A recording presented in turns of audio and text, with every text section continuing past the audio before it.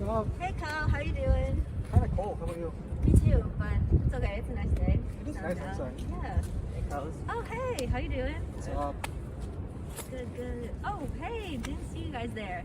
Welcome to PSA UIUC's Filipino Culture Night 2021. We are your co-coordinators, Joaquin Lainson, Masucol, and Keeion Racelis.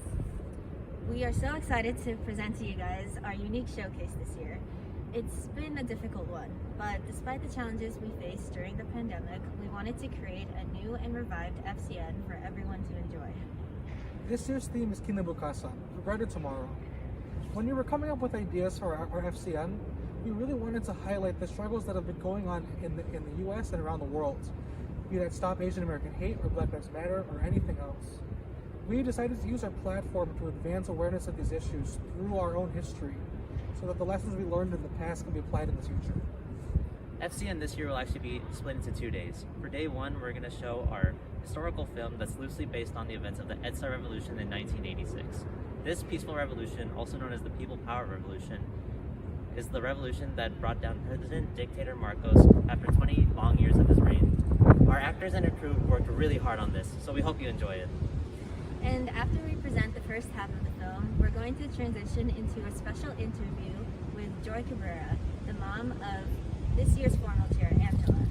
And we're going to end the day with a fun trivia about the Philippines' history, culture, and politics. Another special note for you guys to consider, this film is actually a choose-your-own-adventure type, and it follows this storyline for you guys, as the audience, to decide our character's fate. At the end of the day, we're going to send out a poll for you guys to send in your vote, and you're going to have until tomorrow morning to do that. That's all we have planned for today. Make sure to tune in tomorrow at the same time. Tomorrow we have our delicious Kamayan dinner planned, presentation by our awareness chairs, the second half of our film, and a variety show showcasing members of our organization and affiliated organizations from other schools. Just remember, what we can't change today, we have the power to change tomorrow. Bye, we'll see you later.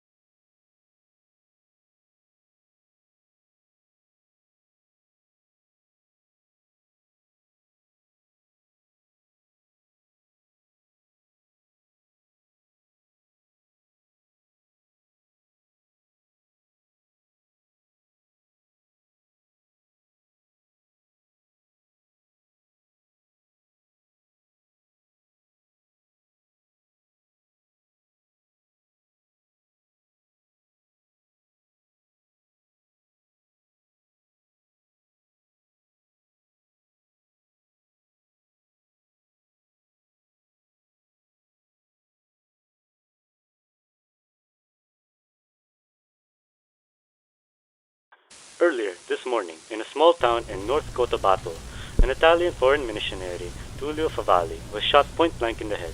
He is pronounced dead on the scene hours later, and authorities have announced that these homicides will be further investigated. And the priest did not even die in his own country, his own homeland. Awful. Who killed him? He wasn't doing anything wrong. Nothing wrong with Reports him. from locals suggest that this was the work of at least 2 men who were part of an armed religious cult. The cult's reasons for Favalli's murder is unknown, but speculations point to the group having political ties to members of high-ranking offices. Members of high-ranking offices in Manila. Stupid. They cannot outright say Marcos? Dai, you don't know if Marcos is to blame. Is he not? Is he not to blame for the rising violence in this country? For those religious cults working for politicians? It's all a ruse for Marcos' need to quell the revolutions against him. Bangga, you must not say these words. Not in front of the children. They should know what's happening in the world. Those people in the media are being paid to fabricate the truth. What does fabricate mean, Tay? You could be punished like the poor priest. Sige, bahala ka na. They will not know the truth. Nay, maybe Tatay has a point. Wait, Kuya, do you even know what you're saying? Tumingin na, Leah. You be quiet. RJ, Stop. be nice to your sister. Leah, don't argue, huh? You both don't understand what you're talking about. Tay, those people were scared, no? That's why they could do nothing to help Favoli? What could they do, Nak?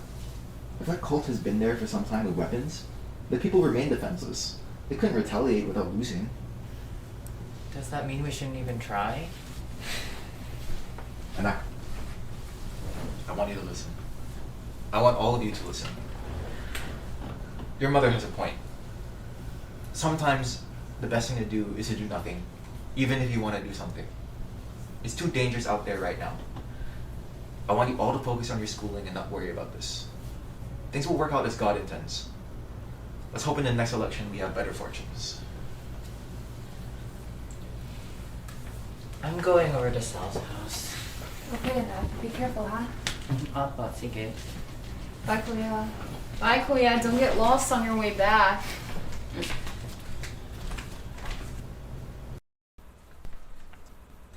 Maybe they're scared too, but the military won't be so kind to everyone. What if they come to our town too?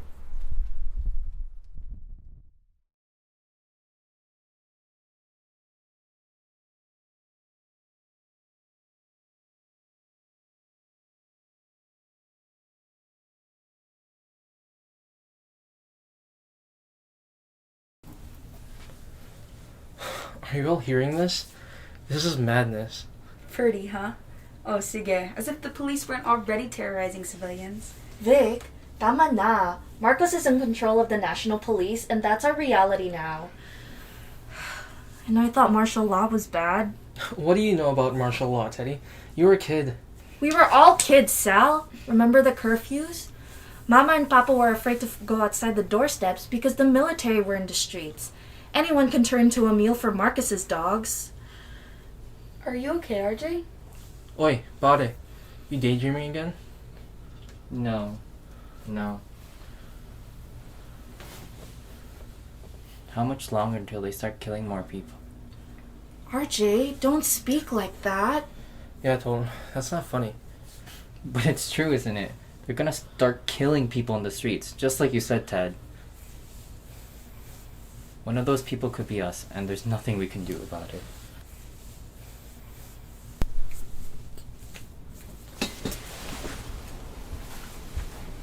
RJ, bro, what's gotten into you? Nothing. BS. It's just that every day the death count grows more and more. The news isn't reporting it because of the government. People like you and me and our families aren't talking about it. But when is the number gonna be enough? Enough for what? Enough for people to do something. Come on, RJ. That's insurgent talk.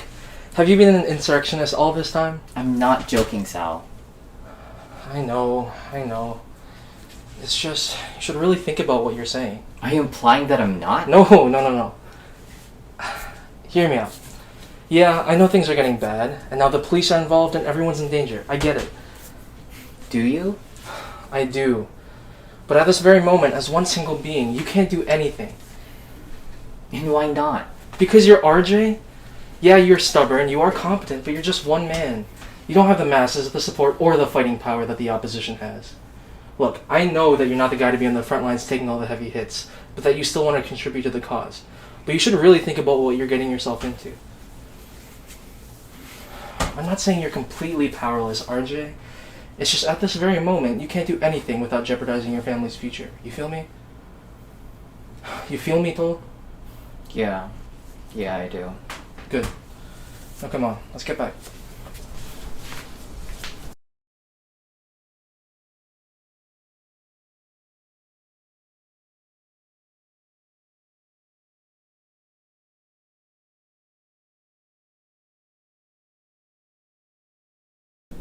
We are receiving breaking news from Escalante City in Negros Occidental. paramilitary forces are gunning down civilians engaged in a protest rally. Protesters gathered earlier today in commemoration of the 13th anniversary of the declaration of martial law, which President Marcos passed on September 21st, 1972. It is reported that the protesters rallied against the suspension of the writ of habeas corpus upheld by the president, which justifies the actions being taken by the paramilitary. As demonstrated today, citizens merely protesting the policies of Marcos' government can be arrested without warrant and indefinite detention, or as the president grants, the right for military forces to open fire on civilians. But they did nothing. They were just fighting for what they believed in. Are you living under a rock, Ted? There's no such thing as freedom of speech or the right to protest. It's all in America. But they're killing them. Ferdy is killing them. Vic, stop. They can't hear me. All they're focusing on is that horrible monstrosity in Escalante. Those poor people. How many people are dead? They've reported 10 so far. There might be more. And at least 15 are injured too.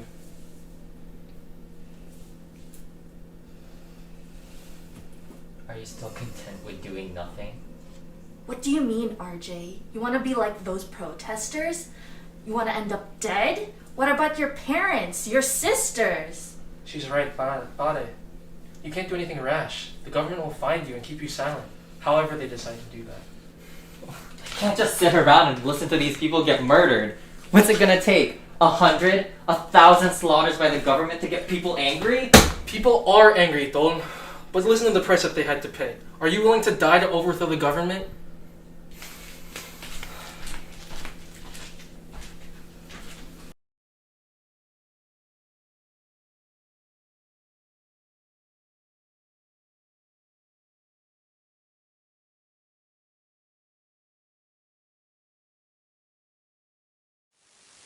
Today, the 5-day Lakbayan rally has ended in blood. At Taft Avenue, just before marchers reached Lewasang Bonifacio, police opened fire. We have already reported a number of deaths, and the body count continues to rise. Nay, how many more people have been killed? Don't worry, Anak. It's fine. Far from it. Nay, Dai, I'm leaving for university soon. I know you don't want me to, but I still need to go to class despite everything going on. But trust me when I say I can't stand around anymore. More and more people are being killed, and I'm sure the death rate is higher than what the media is reporting. Trust me when I say I can't be complacent anymore. Anak, it's much more than just trust. Your life is in the balance. If you fall into that mess, you could have your life to pay. You cannot do that to your nanay and tatay, and your younger sisters. What would they do without you? I can't let anything happen to me. For all of your sakes. Please, trust me.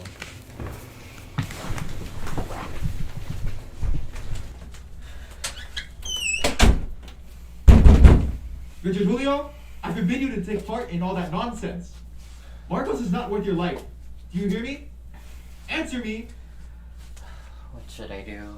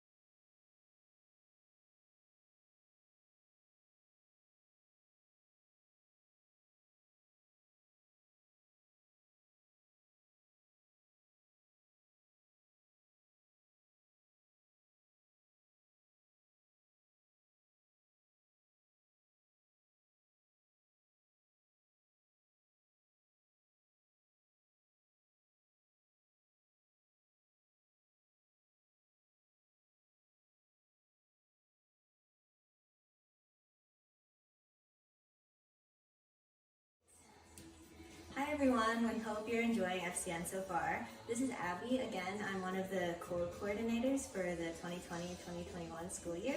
And today I'm joined with a special guest to talk about her experience in the EDSA revolution. Do you want to introduce yourself? Yes, hi, I am Joy Cabrera. I'm the mother of Angela, and I have been here in the United States for, I don't even know how long, since 1996. And I'm sharing to you guys my experience during the EDSA revolution. I was not in Manila, but I was in Cebu, but I probably can share a little bit. Yeah, so I wanted to start out with like, what were you doing in your life during the EDSA revolution and how did it impact you? Okay, I was on my sophomore year in college. I was taking BS Biology at the University of San Carlos in Cebu City. And this university is very well known to be also active in political issues, in country issues. It's not just a school, it's kind of an activist too, if there's a call for it. I was a college student, and at first I was not really interested in politics, you know. I grew up during martial law years, and it felt like it was the norm for me until Ninoy Aquino got killed on his way back home, and all this EDSA revolution started. And that's when I really learned what was happening before and all the injustices and all the cruel things the Marcos regime has done to the Philippines. And being in a school that's active in supporting good causes, I was in the midst of a lot of student rallies and student organizations that are asking for help and support. At first it was something like, you know, it's something in the TV that you see. Yeah. But it was big. It was really big, and it was not just happening in Manila, where the core of the whole thing is happening, but it reached out into the provinces. And Cebu City is one of the major cities of the Philippines, and so we expect that a lot of this is trickling down to the masses. Yeah. And I was one of the masses. It impacted me a lot because growing up in the Marcos regime, thinking it was the norm, and suddenly you hear these stories, you hear these testimonies, it changes you. It kind of opened my eyes that how sad really life was. And I was wondering how my parents survived this, how many years under the dictatorship. You know, they probably shielded us when we were growing up. That's why we didn't know that there were so many restrictions, so many things we cannot do, you know. And I know we were struggling in a sense that we were not rich, we were middle-class family, but I've seen my parents struggle economically sometimes. And now I realize why, you know. So, being eldest of 6 siblings and being a girl, my parents were so strict about me going to rallies, participating in, actively participating in the streets, which I really wanted. But because I couldn't, I tried my best to do it in the school, where they think I'm just studying, but I'm actually also trying to support the rallies. So it really impacted me because for the first time in my life, I found that I am not just an individual, but I'm a citizen. Yes, I finally realized like one voice, my voice, can impact whatever is happening in my country. And it was time to say something. It was time to vocally say, hey, this should stop. And I realized, that was the very first time I realized, I'm not just a daughter, I'm not just a student, but I'm a citizen of the Philippines, and I have to do something. So yeah, that was the big thing that got me. Yeah, that takes a lot of courage, I think, especially for a young person.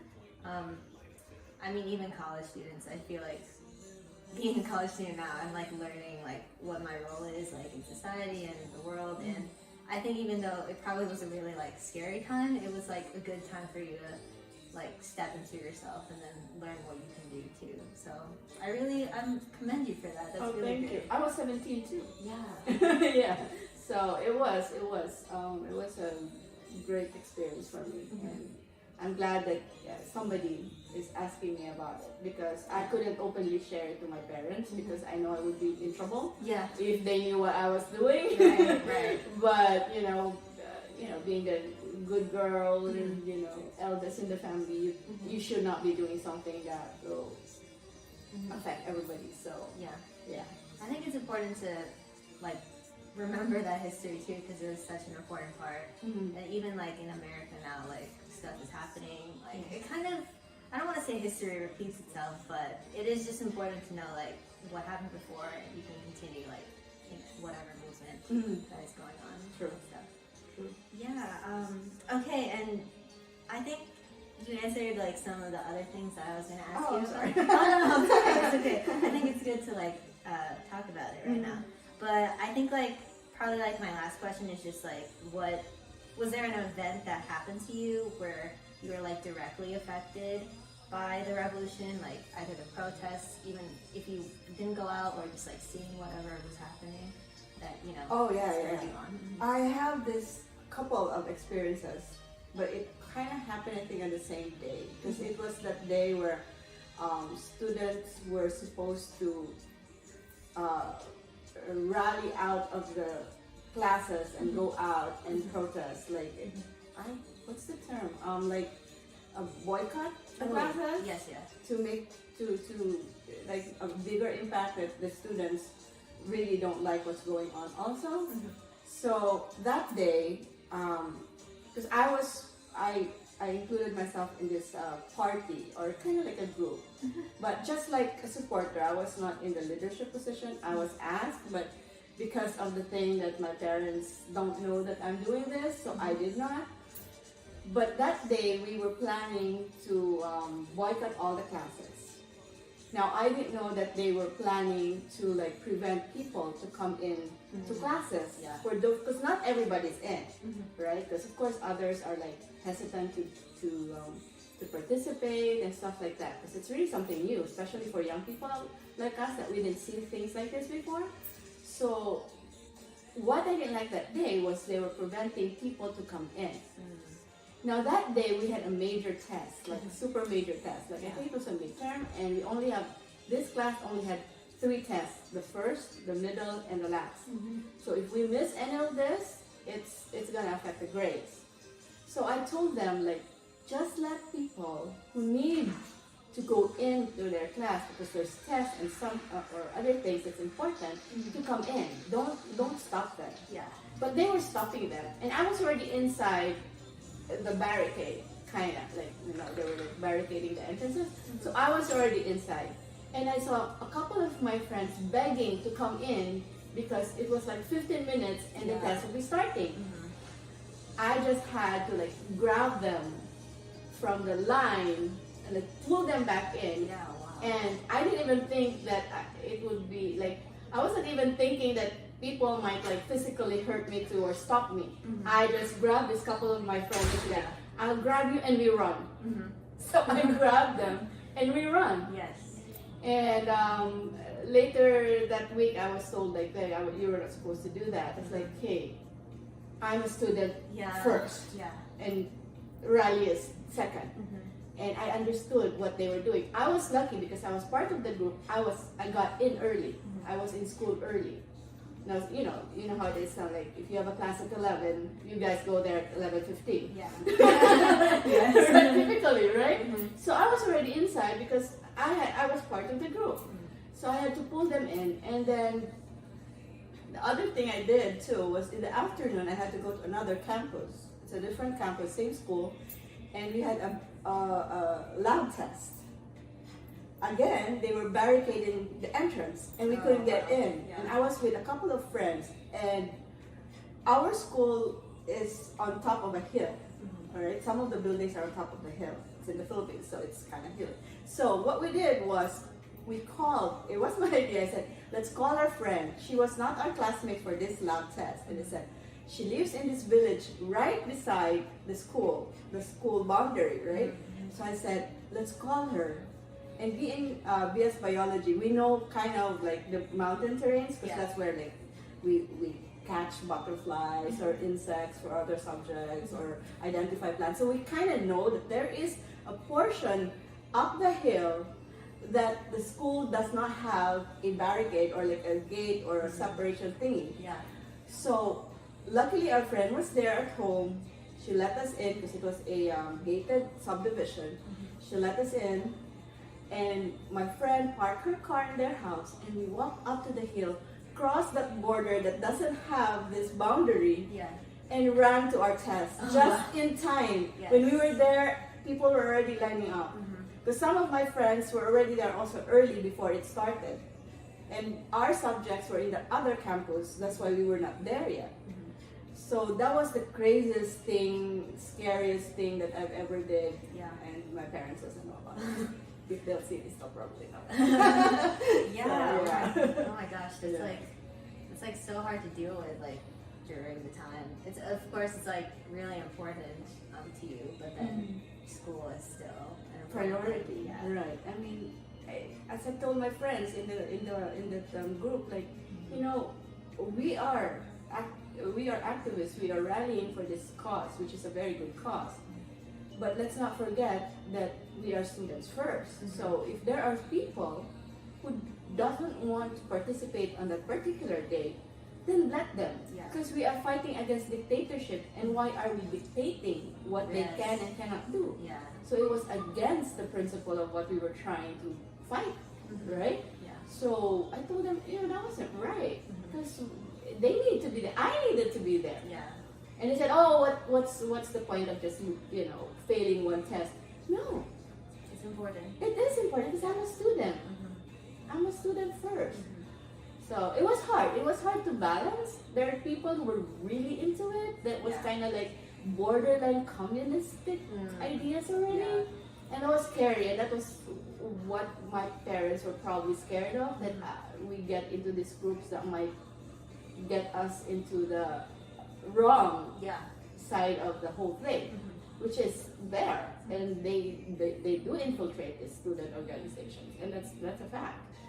But yeah, thank God I had good friends who supported me, and like, you know, so they didn't even like judge me or anything, because they understood, but they were just really scared, like, you know, we can't do this. But at that time I was so passionate, like this is not good anymore, and if I can do a little something to make a change, I will. But it came to a point I have to make sure that it doesn't go against my values too and my principles. For sure. So yeah, it was scary, but right now talking about it, like, okay, that's cool. It's good to reflect back on it. Yes, and, you know, yes, there are lessons that you are learning, and then you can also teach all of us. So yeah, I think that should be good. I thank you again for like joining in an interview and sharing your experience. My pleasure. I hope I shared a little, you know, insight of what happened as a student then. You know, it was revolution. It was passionate. People were passionate about it. It was scary at the same time, but it was an experience that, you know, at the end I said it made me stronger. It made me more mature. It made me more aware. And yeah, and I do hope that you guys continue to learn about the Philippine history and how your parents are because of that history, and how probably you will be because of that history too. I mean, not directly, but maybe you'd understand the little queer things that your parents say to you guys. It's like, hey, don't do that, don't do this, I'm scared of that, I'm scared of this. And you think like, hey, you're just being paranoid. No, we're not being paranoid, because we experienced that back home, and we had history. And sometimes talking about it from a personal view can help. Maybe hopefully understand your parents, like, no, don't do that. No, like, oh mom, you're always scared. Like, yeah, because we had an experience, you know.